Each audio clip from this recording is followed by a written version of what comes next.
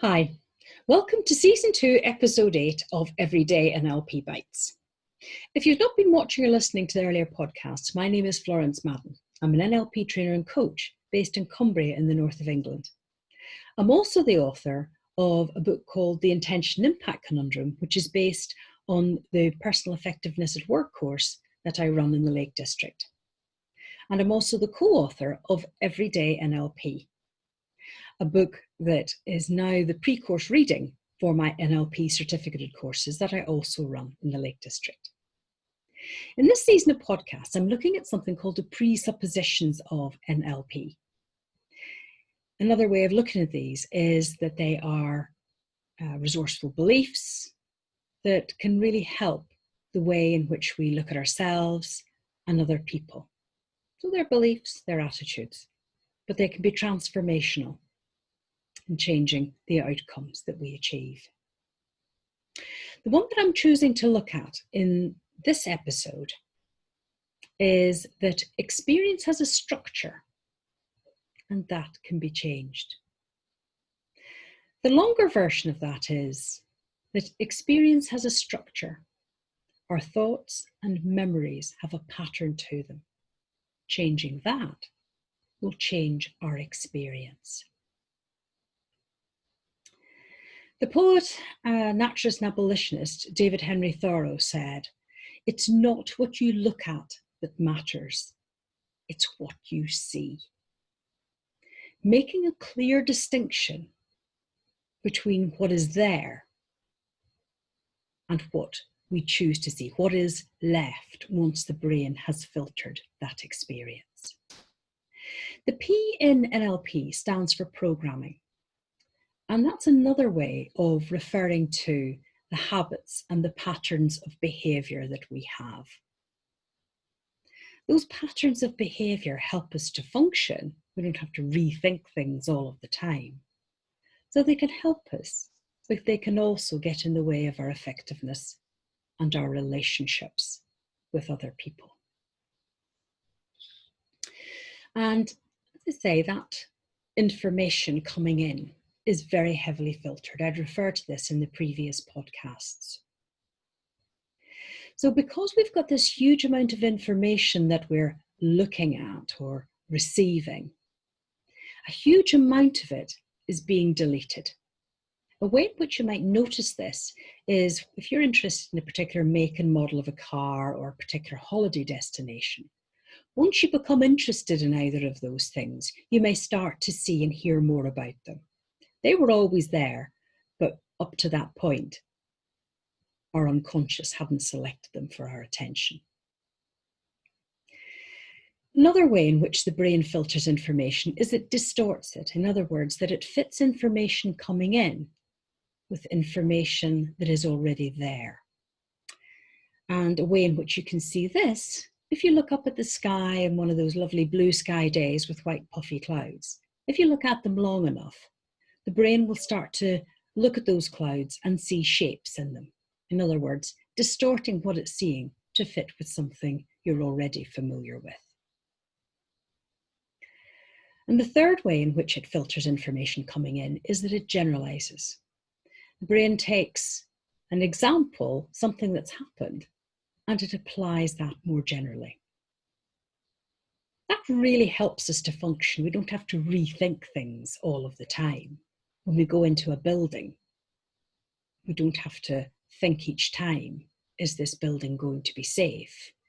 We're used to buildings being properly maintained, being built according to building regulations, and therefore we probably don't give it a second thought. So these patterns and habits really enable us to function. We don't have to, as I say, rethink things all of the time. But sometimes those patterns can get in our way. So if, for example, we hold a poor opinion of an individual, we look at everything that they say and do through that lens, and we can end up discounting information that doesn't fit with the pattern that's there. And depending on that relationship, that can have a really detrimental effect for one or both of us. And of course, we don't just apply this to other people. We have patterns and habits in the ways that we look at ourselves as well. And many of those can be also quite unhelpful. When we realize, though, that how we see others or how we see ourselves are simply a pattern, a habit, a way that we look at ourselves or others, then we can see the potential to make change. If you take an example of something that I suppose is very commonplace in work, which is appraisals. A lot of people have, perhaps from their previous experiences, a poor opinion of appraisals. I hear this quite frequently. And if you realize that that is only a pattern of thinking, you can choose to break out of that and perhaps examine those previous experiences and say, well, what was it about the appraisals that I've experienced in the past that have led me to that conclusion? And start to look more broadly at what could be positive about them and what you could change to make them better. Then you're starting to shift the pattern and the habit of thinking. And that could be a very useful approach in a number of situations in our lives. You may have had the experience of hearing somebody talk about another individual, perhaps somebody that you have one opinion of and they have another.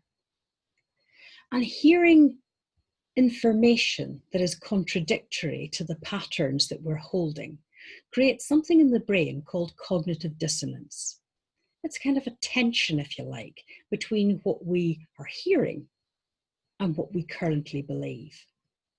Now, the brain looks to resolve that tension by coming down on one side or another. But being aware of that process and being aware that what this is pointing out to us is simply a habit, a pattern of thinking, creates an opportunity for us to re-look at the evidence, if you like, to look more broadly at the person or the situation and take in some of the elements that we had previously discounted. That is a way of changing our thoughts and memories, and that can change our experience. And changing that can change how we look at ourselves, it can change how we look at other people, and be transformational on both. So how we currently see things is up for change. And I want to finish this podcast on a quote from the playwright Somerset Maugham. And he said, "If you don't change your beliefs, your life will be like this forever." And he asks the question, is that good news? So on that thought, I thank you for watching or listening to this podcast, and indeed watching or listening to the other podcasts in this series.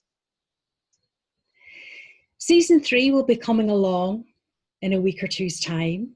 And in season 3, I'm going to be in conversation with other people and getting their view about what has been transformational for them in NLP and getting them to share that with you. And I hope you'll join me then. Thank you for watching or listening. Bye for now.